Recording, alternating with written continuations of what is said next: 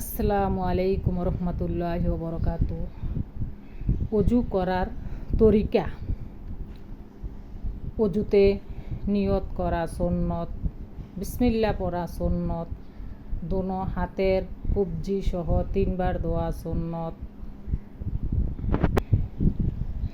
3 বার মেসওয়াক করা সুন্নত, 3 বার কুলি করা সুন্নত, 3 বার নাকে পানি দেওয়া সুন্নত, সমস্ত মুখ 3 বার দোয়া সুন্নত, ডান হাতের কনুই সহ 3 বার দোয়া সুন্নত, বাম হাতের কনুই সহ 3 বার দোয়া সুন্নত, দোনো হাতের আঙ্গুলি খিলান করা সুন্নত, সমস্ত মাথা